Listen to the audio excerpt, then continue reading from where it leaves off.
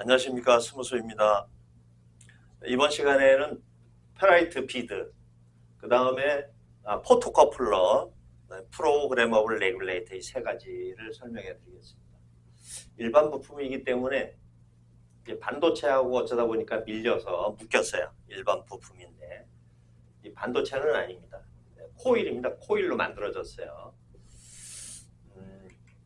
페라이트 비드 이렇게 되는데, 페라이트 비드라는 거는 페라이트 성분을 가지고 만들었기 때문에 페라이트 비드인데, 그냥 일반적으로 비드 이렇게 부르면 되죠. 여기서 그림에서 이제 F70이라고 되어 있는데, 요거는 아마도 휴즈로 설계했다가, 헤로도에는 설계했다가 그 라인에 노이즈가 타니까 필터 기능을 강화하기 위해서 비드를 배치한 것 같아요. 그래서 F는 아닙니다. F는 아니고 이거는 L로 표기돼요. 비드는 L. 코일 종류이기 때문에. 왜? 자, 어떻게 만들어졌느냐? 이렇게 원통형인데 띠가 없죠. 그죠? 띠가 있으면 다이오드인데 띠가 없어요. 여기에 코일이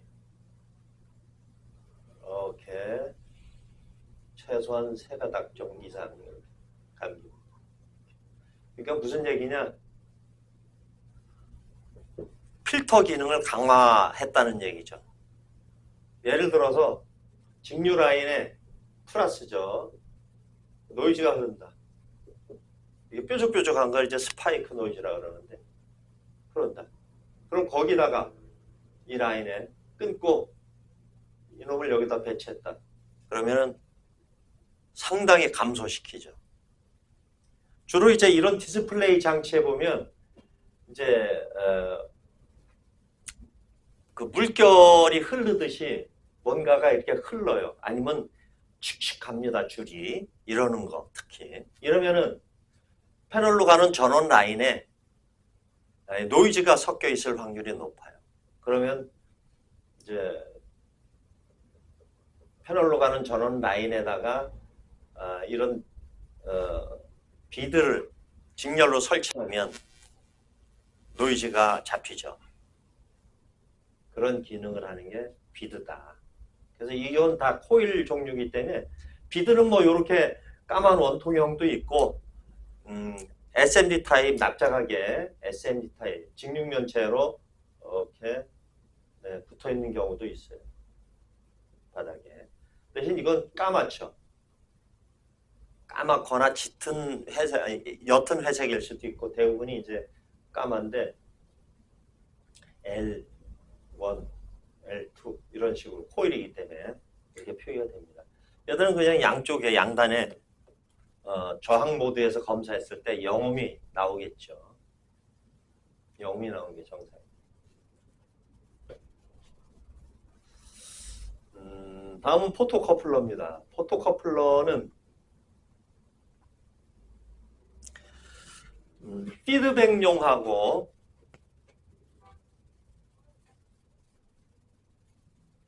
스위칭용이 있어요. 두 가지로 용도로 사용됩니다. 파워 중에 트랜스가 하나짜리일 때는 피드백용. 트랜스 하나면은 포토커플러도 하나가 들어가요. 그 다음에 트랜스가 3개일 때는, 3개 달려있는 파워보드일 때는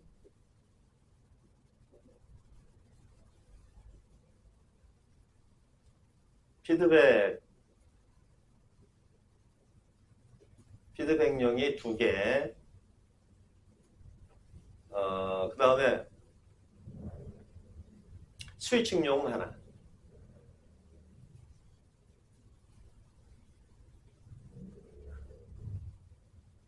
이렇게 사용됩니다. 일반적으로 이제 이렇게 트랜스가 하나짜리죠. 트랜스가 하나짜리면 포토커플러가 하나 달려있어요. 이렇게 양쪽으로 1, 2번은 파워 2차, DC 2차 쪽에 있고 3, 4번은 1차 쪽에 걸려 있습니다. 이렇게 하나만 달려 있을 경우에는 트랜스가 하나일 때는 하나만 달려 있는데 이 경우에는 피드백용으로만 사용된다. 그 다음에 이건 이제 트랜스가 요 LG 파워인데 트랜스가 3개죠. 하나, 둘, 3개. 3개짜리일 때는 포토커플러가 하나, 둘, 3개가 달려 있어요. 그러면 이 중에서 하나는 스위칭용이고 2개는 피드백용입니다. 피드백용은 거의 그 고장이 없는데 스위칭용도 고장은 없어요. 드문데 동작하는 게 좀 다릅니다.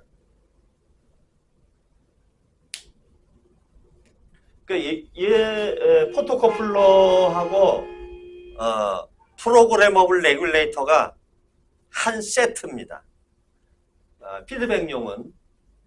그런데 이제 스위칭용은 단독으로 동작을 해요. 스위칭용은 NPNTR하고 한 세트입니다. 2차 측 기준할 때. 어떻게 되냐면 여기에 이제 피드백용은 요거는 그렇게 우리가 수리하면서 크게 애로사항이 없어요. 뭐 고장이 적으니까. 근데 스위칭 애로는 고장이 있습니다. 그래서 스위칭 애로는 어떻게 동작하는가 하면 이렇게 돼 있죠. 2번 단자에 여기가 마킹이 된 게 1번이고 1, 2, 3, 4번인데 1, 2번은 2차 측에 3, 4번은 DC 1차 측에 있어요. 지금 이걸 뒤집어 놓은 거죠. 저걸 뒤집어 놓은 겁니다. 자, 1번에 5V를 물려주면 그게 2번으로 넘어가는데 2번에 뭐가 있냐? NPNTR을 이렇게 트랜지스터를 달아놨어요. 그리고 이렇게 되어 있습니다. 이건 이제 트랜지스터에서 설명이 되는데, TV 파워에서 설명이 되는데, 트랜지스터에도 이제 트랜지스터의 용도에 대해서 동작 원리에서 나오니까 그때 이해를 할 수가 있고, 자 이렇게 됐을 때 이런 게 이제 스탠바이 상태죠. 그리고 이때는 여기에 0의 상태입니다. 베이스에. 그래서 베이스에 하이 신호를 줘가지고 5V를 0으로 바꿔줄 때 빛을 쏩니다. 그렇게 해서 4번에 있던 전압을 3번으로 스위칭해주는 그런 동작을 하게. 그래서 스위칭용으로 중요하게 사용됩니다. 이 라인이 고장이 나면 메인 전압이 안 나가서 멈춰 있죠. 시스템이 동작을 안 해요. 그래서 이 스위칭 에러는 뭐 나중에 배우겠지만 이런 동작을 한다. 포토커플러가. 제일 중요한 건 이겁니다. 자, 그 다음에 포토커플러는 요거는 이제 동작할 때 기준값인데 사실 이 라인에는 3, 4번은 무한대입니다. 무한대. 우리가 분리해가지고 잴 때, 자 분리해가지고 때 3번 플러스 4번 마이너스일 때 다이오드 값을 재는데 무한대 값이다. 움직이지 않는다는 얘기죠. 테스터기에 다이오드 값이 이 값이 움직이지 않는다. 3, 4번은 분리했을 때. 붙였을 때는 이거 이제 붙였을 때 값입니다. 붙였을 때는 실장된 상태에서 주변 연결된 부품들의 저항값이 반영이 돼서 다이오드 값이 저렇게 나타난다 하는 얘기죠.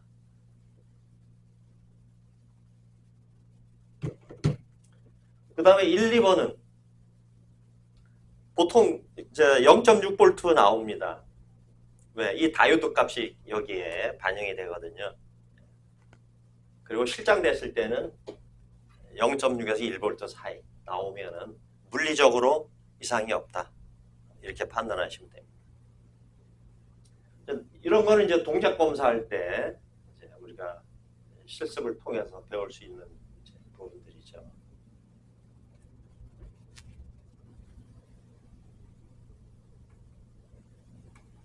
자, 그 다음에 프로그래머블 레귤레이터. 우리는 흔히 이제 여기 모델 그대로 이제 TL431 이라는 그 명칭을 그대로 불러요. 그러니까 이제 딜러들한테 부품을 요청할 때 TL431 이렇게 얘기하면 그냥 알아듣습니다. 프로그래머블 레귤레이터 이러면 길잖아요, 그죠? 그래서 TL431 이렇게 부르는데, 이건 이제 그 위에서 봤던 그 포토커플러하고 한 조를 이루어서 파워 2차 측에 출력된 전압의 데이터 크기를 1차 측으로 알려주는 그런 역할을 하죠. PWM 컨트롤러에다가 데이터를 제공하는 겁니다. 출력 데이터. 그런 역할을 하는데 필수죠. 포토커플러와 이 프로그래머블 레귤레이터 두 개가. 이것도 고장은 잘 안 납니다. 저도 여태껏 수리하면서 한 번, 두 번, 요 정도, 몇십 년 동안 그 정도밖에 안 납니다. 자, 검사하는 방법 물리적으로 3번이 캐소드 마이너스입니다. 자, 다이오드 모드에서 1번, 3번은 약 0.7V에서 0.8V 사이, 2번, 3번은 다이오드 값이 0.5에서 0.6V 사이 유지하면 문제 없으나 물리적으로 그렇게 검사하시면 됩니다. 자, 여기까지. 네, 감사합니다.